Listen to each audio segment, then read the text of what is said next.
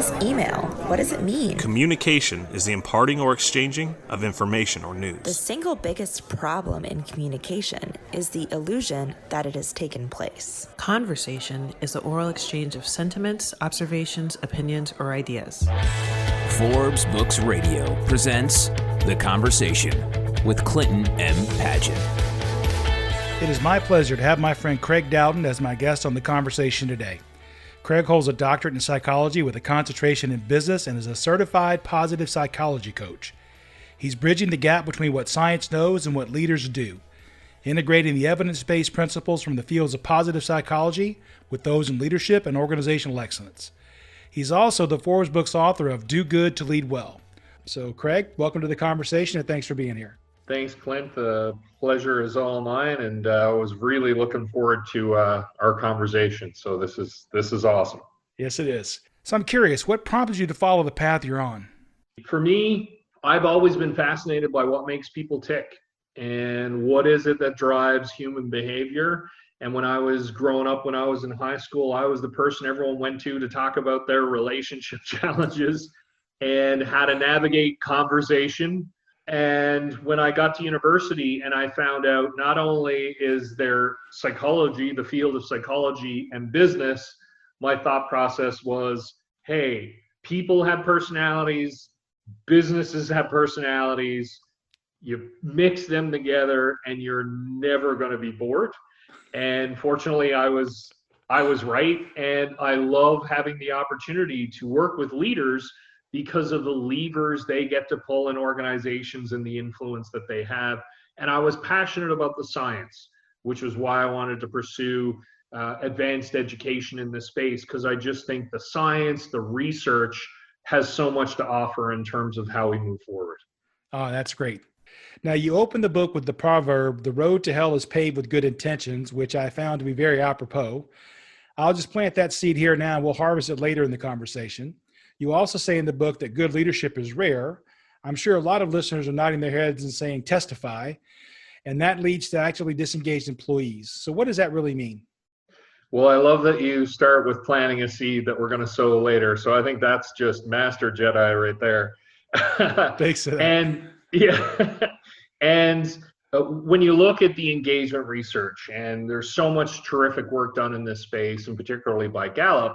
And what's interesting is when you look at employees and you look at organizational life, when you survey people, one of the top reasons, if not the very top reason that people leave organizations is because of their relationship with their immediate supervisor. And even though a lot of the emphasis when you look at the Gallup research gets focused on engaged employees, the actively disengaged group that you mentioned, and it's great that you highlight that, because I find that is the group that is so often overlooked, yet is extraordinarily powerful, because anywhere between a quarter to a third of employees are actively disengaged, which means they are consciously working against the best interest of the organization. Wow. Which is exactly, wow. So that's not just, I'm just showing up and I'm putting in my time. This is when I wake up in the morning, I am looking for ways to make it more challenging for my organization. I hope to create problems or that we experience difficulties. And so you can only imagine how challenging that is for leaders and how much of an impact that has and why quality of leadership is so important. And it's also expensive, right? Yeah, I mean, building on the Gallup research, the estimates are anywhere between $450 and $550 billion a year in lost productivity. So the impacts, so that's from a financial perspective, just to even think about what that is in terms of the quality of the corporate culture and your day-to-day conversations, right? Like, I mean, that you can only imagine what that's like. I read that one of the contributing factors is the false consensus effect. What is that? Well, I'm very passionate about bringing evidence into the conversation, and the false consensus effect is one of those fascinating pieces of being human, and we all struggle from it. And basically what this means at its core is that we don't see things as they are, we see things as we are. So essentially, we just had this bias towards how the world operates. And one of my favorite studies was where they asked a group of participants, hey, there's this problem we want you to solve, and there are a couple of solutions. And then they asked the people, well, which solution would you prefer? And what was awesome about this study is that afterwards they said, hey, what are the types of people who would disagree with you? What are they like? And of course, they're saying, well, they're idiots. They don't know what they're talking about. Yet the people who are similar to their own views are genius and smart. And so the challenge is that so often we see what we do is the right thing and the only way. And then the way that other people do it is wrong. So we have this false consensus. Well, every quote unquote normal person or reasonable person is going to agree with me. Not necessarily. All right. So how does that play out in the business world? Well, a couple of ways. How long do we have? A couple of ways. In the sphere of leadership, there's some wonderful work out of Hogan Assessments, and they've created the Hogan Assessment tools, Hogan Personality Inventory. And what they find is in their research is that leaders tend to reward and recognize their employees the way that they like to be rewarded and recognized. So as an example, if I love to be pulled up on stage and celebrated in front of the entire company, well, then I'm going to bring you up on stage. That may actually be the worst possible way to reward and recognize you, because you're like, you know what, Craig, I'm just happy that it added value to our bottom line. And the best way you can reward me is actually not talk about it and leave me alone and let me do more work, because getting in front of the company is actually going to take me away from what I love. And then this creates, well, it's the theme of this podcast, right? Which is the conversation. It creates really challenging conversations and conflict. So that's one of the key ways in a leadership space that happens. Or in the entrepreneurial space, I fall in love with my idea and I think everyone's going to think it's awesome. And yet I don't do any market testing, beta testing, or whatever. And then I get countless data that suggest otherwise, and I ignore it. So the top venture capitalists and CEOs of investment management firms that I speak with, they'll say the number one derailer is when founders get so excited about their idea and they're essentially blind to the feedback that the market or people around them provide. Well, I am incredibly intelligent and everybody else must be an idiot, right? That's how it works. That's why I'm here, to learn from you. So Now, you also mentioned something called the perils of conformity. What are those? One of the reasons that I wanted to pursue my PhD in psychology and business, I'm just fascinated by human behavior. And this is another one of those fascinating quirks about being human. And maybe one of the best ways to describe this, again, is to share another research example, and it was called the Ash Line Experiment. So basically, they had a group of people. So imagine yourself, you're invited into a boardroom, and there's 9 other people with you. You're seated at the end. And essentially, the researcher puts 3 lines up on the screen and says, well, we're here to figure out your visual acuity. And then what they do is go to each person around the table and say, okay, so there's a line on the left, and then there are 3 lines on the right. Which one on the right, which letter matches up to the line on the left? So you start on the first chair, and it's like A, and the next chair is A, and it comes all the way around and gets to you, and you're like A. This is so simple. I'm getting paid for nothing. But as they move it along in subsequent trials, maybe the third trial, then the person in the first chair goes B, and you're looking at the line and going, no way, it's C. And then you're like, it must have been a mistake. They're not paying attention. But these other 9 people are Confederates. So they're basically in on this, and they know to answer incorrectly. So everyone answers C until it gets to you, and now you're on the spot. What do you say? Even though most of us like to think we would say the answer is C, we go along with the group and we conform. And so what that means is in brainstorming sessions, or when you have discussions and ask people, hey, is everything okay here?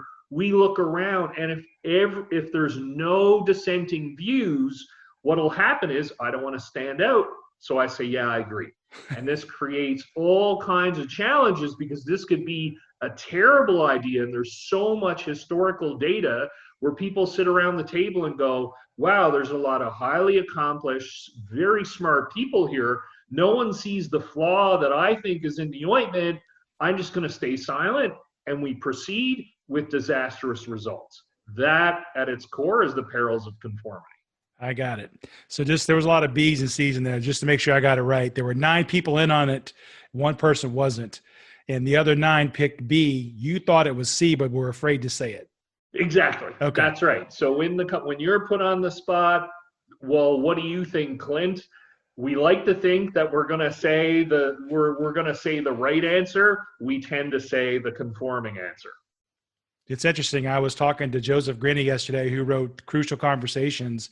And in the book, he actually mentions about the fact that we learn early in life we have to make a choice between kindness and telling the truth oftentimes. And people are often afraid to tell the truth because they don't want to hurt somebody's feelings, or they're afraid of the results. So they just kind of water down the response or say, it's okay, it's not a big deal. And that's kind of what you're talking about here as well. Exactly. And I think what's really interesting is that and what I love about that research as well is when you ask people in advance what they would do, and this happens in all kinds of different ethical domains, you ask someone in a cold state, how would you behave in this situation? You say, oh, well, I'm going to tell the truth. I'm going to step into the inappropriate conversation. I'm going to call out bias. I'm going to call out harassment. I'm going to call out the right answer. Then when we're there, the cold, analytical, rational part of our brain is left behind, and we're left with the emotional, I want to be connected in a part of the community.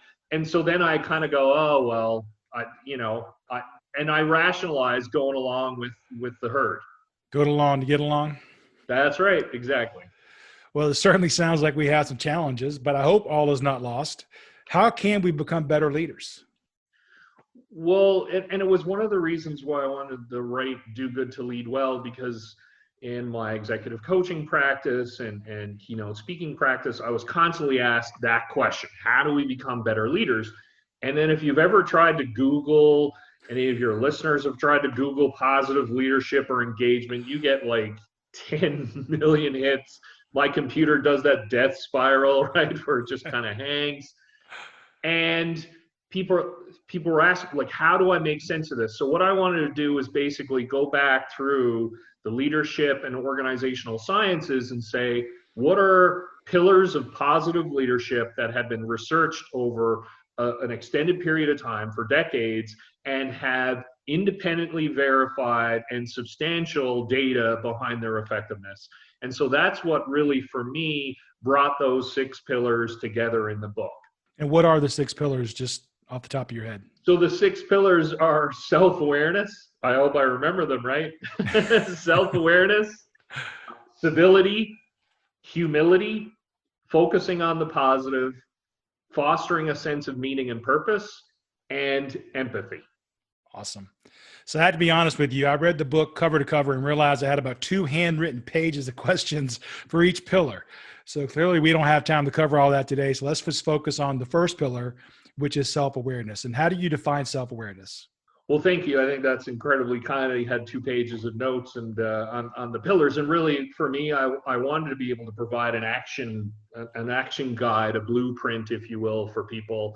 And self-awareness is absolutely foundational. It's why I start the book with it, because it almost sets everything else up. We have to have self-awareness.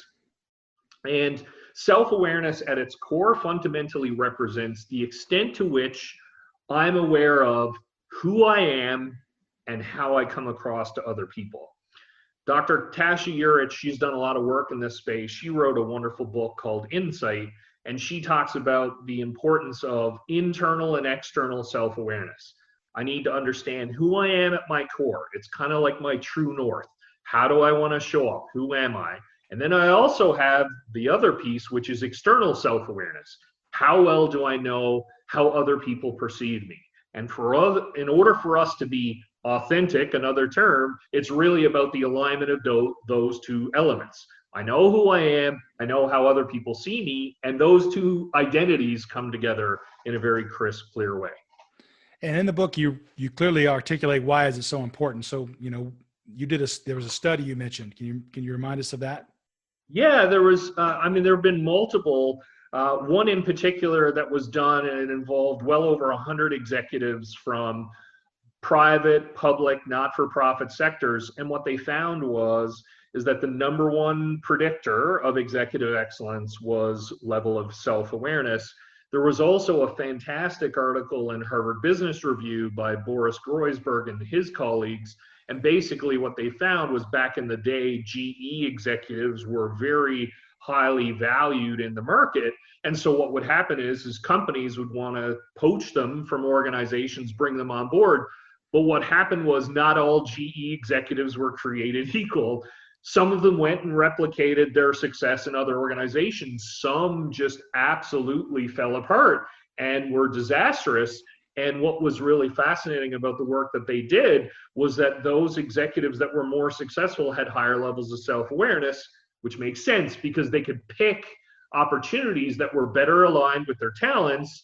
And also there were support structures in place for their areas of challenge. So it was a fascinating twofer, if you will, in terms of strong empirical support. Is there any evidence that self-awareness was what actually affected company performance? Well, and that's why I love this space, the research in this area. I would say one of the most persuasive studies was done by Korn Ferry, and they looked at thousands of executive teams. And what they found was that the leaders in poorly performing companies, they had 20% more blind spots than executives in other organizations, which again, based on the definition, makes a lot of sense. The more we're aware of who we are as an organization, what our strengths are, what our challenges are, higher self-awareness, we're better equipped to make decisions that will enable us to capitalize on what we do well and to shore up what we don't. Travis Bradberry, who many people may have heard of through his work in emotional intelligence, he did a very ambitious study and wrote it up in a book called Self-Awareness. It involved over 500,000 people, and they were interested in what predicts personal and professional success. They looked at a whole bunch of demographic variables like age, experience, gender, etc., you name it. And then they also looked at level of self-awareness. Neither of the demographic factors predicted success personally or professionally to a significant degree. The only factor that did was level of self-awareness. And in his study, again, involving over 500,000 people, 83% of the top performers were high in self-awareness, and only 2% of the lowest performers were high in self-awareness. So, wow. Exactly. It's a pretty striking contrast. What's the term I think they use? That's statistically significant? Yeah, that's right. Yes, exactly. That's statistically significant and wow, significant in terms of just such a contrast.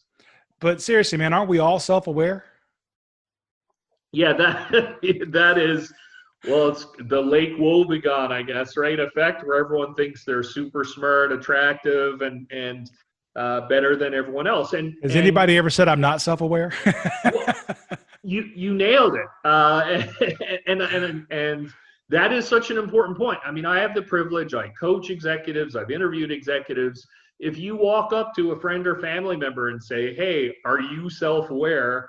I would be floored if someone came back and said, "Yeah, I'm blissfully unaware of who I am and what other people think of me." It just isn't.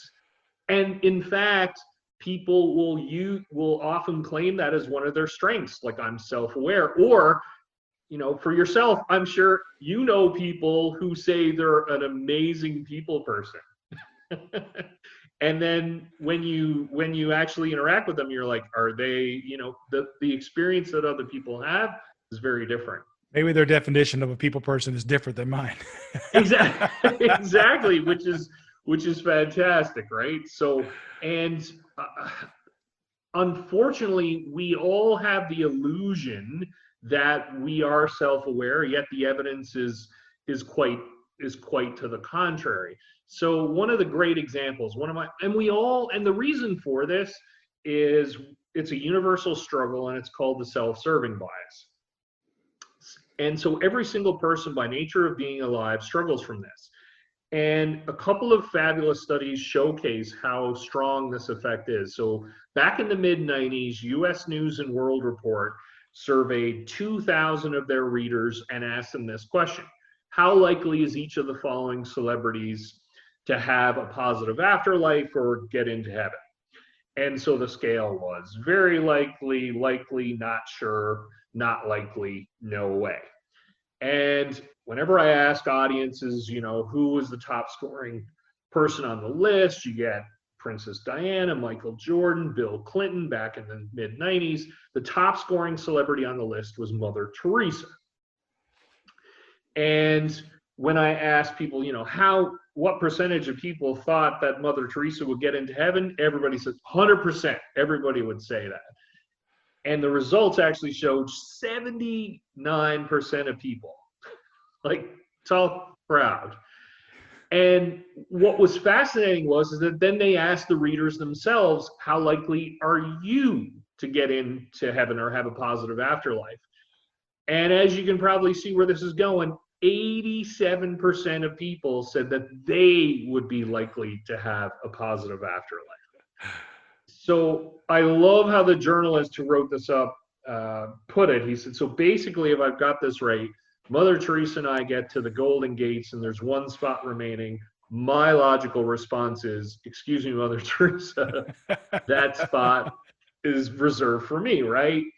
And so again, there's such a profound disconnect in terms of our capacity to be self-aware. Another one of my favorites, linking back to one of the pieces that we talked about earlier on, it was written up in this book called Egonomics. And so the authors wanted to look at the impact of ego on decision making.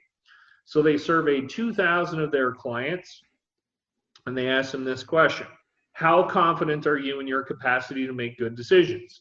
And the scale was very confident, confident, not sure, not confident, not at all confident. And so when they figured out what percentage of people are confident in their own decision making, 83% of people said, I'm confident in my decision making. Now, then they said, hey, think about your closest colleagues, the people you work with every day.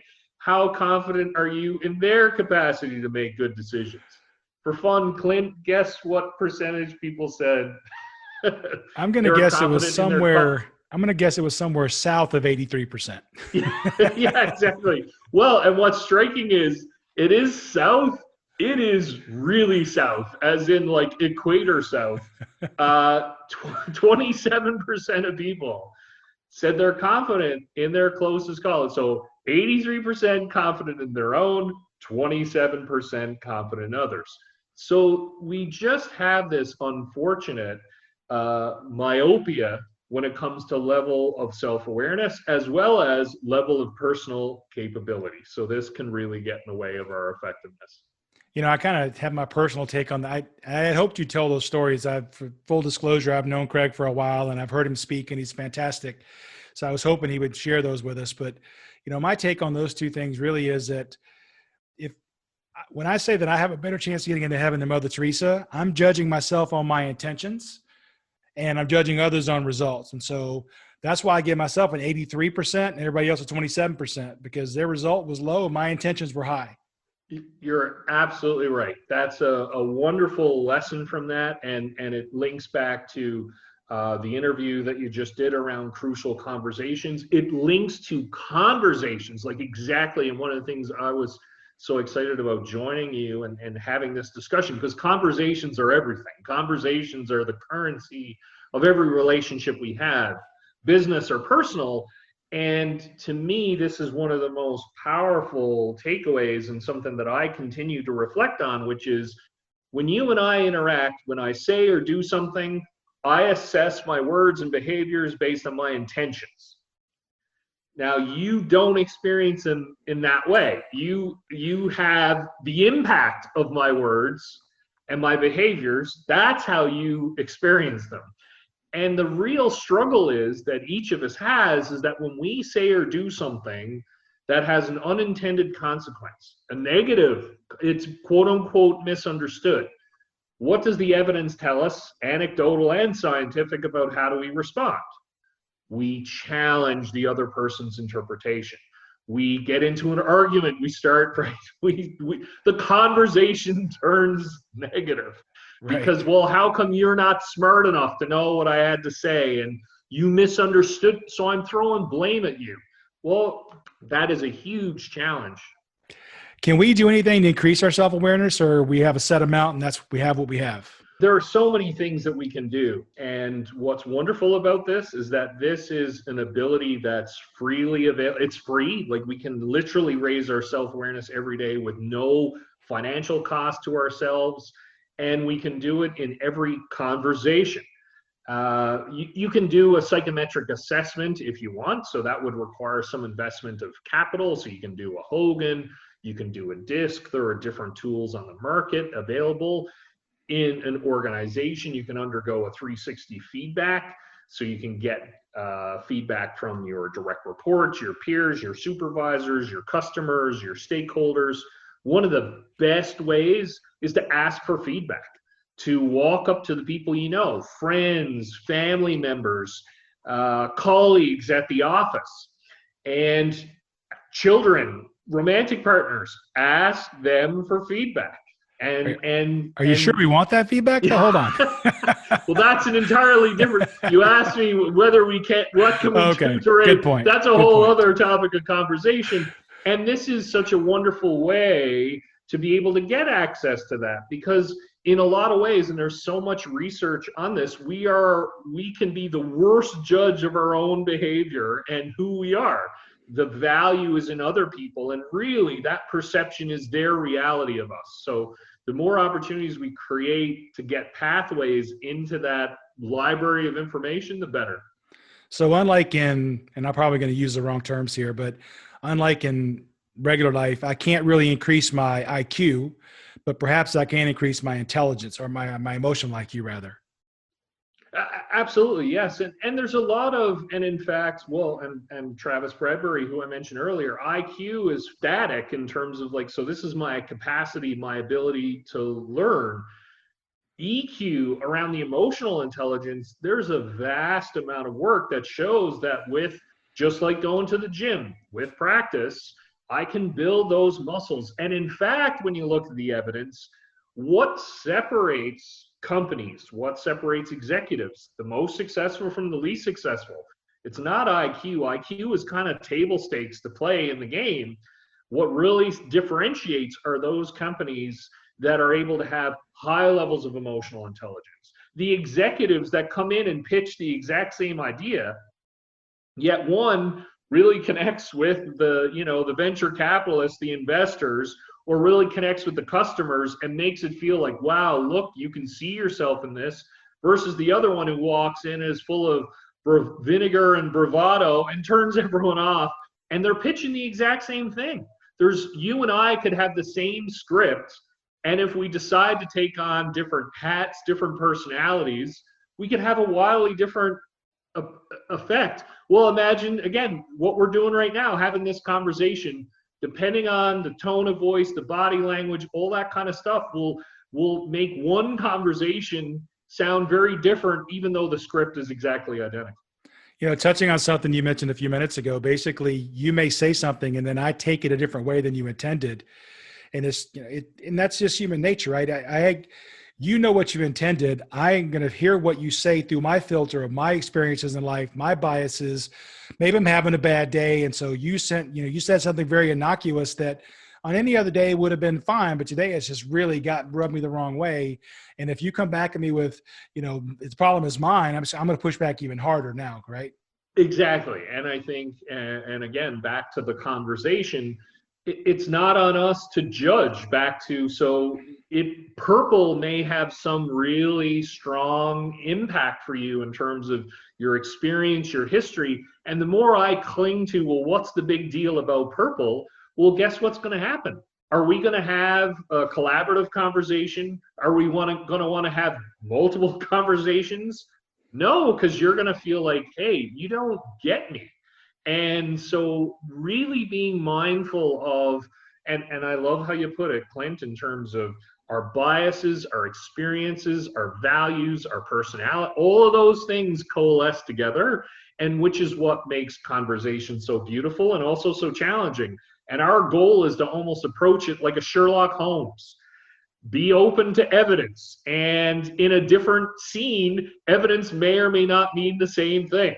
So that is at the heart of what we're trying to accomplish. I think that most people either don't know it or just forget it. But one of the key skills in having a conversation is actually not to use your mouth, it's to use your ears. And you have to listen. You can't have a conversation if you never listen. So that's the feedback piece. You got to ask for feedback, but then be willing to hear the feedback that's given to you. Exactly. I mean, if someone starts to give you feedback, and then right away you interrupt before they even halfway through the first sentence, and you start to justify or talk about a catastrophic breakdown in communication.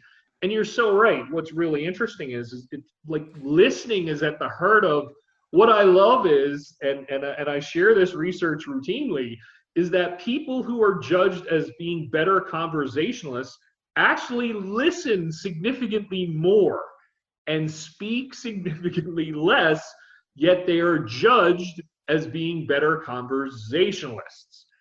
I think that's kind of the ultimate mic drop, right? Like, that's what we're here to do, is build a relationship, build a connection. I have one of the other people that I interviewed a while back was Dr. Allison Wood Brooks from Harvard Business School. And she has a term that I love. It's called boomer asking. Boomer asking is when I ask you a question only to get it back on my court so that I can take the conversation in the direction that I want it to go. Beautiful. Well, and you were talking about, feedback earlier. And one of the challenges, and I love that boomer asking, well, a great piece of research as well. One of the struggles that a lot of leaders that I work with, a lot of people that I know, they struggle with, people don't take my advice. And, I have all this great insight and no one will listen to me. And what I love in the research building on that is that what they find is one of the best way to get someone to take your advice is ask them for advice first. And it works on the surface in a counterintuitive way. When you think about it, it makes a tremendous amount of sense. Well, it's time to take a break. Coming up in part 2 of my conversation with Craig Dowden, he tells us how to greatly increase the probability our feedback will be well received. Managing the mood of the feedback recipient is 3 times more important to how well that feedback is received than the actual way in which the feedback is delivered. Thanks for listening to The Conversation with Clinton M. Padgett. To find out more about Clint, go to projectsuccess.com or pick up Clint's book, The Project Success Method, at Amazon.com. This has been a production of Forbes Books Radio.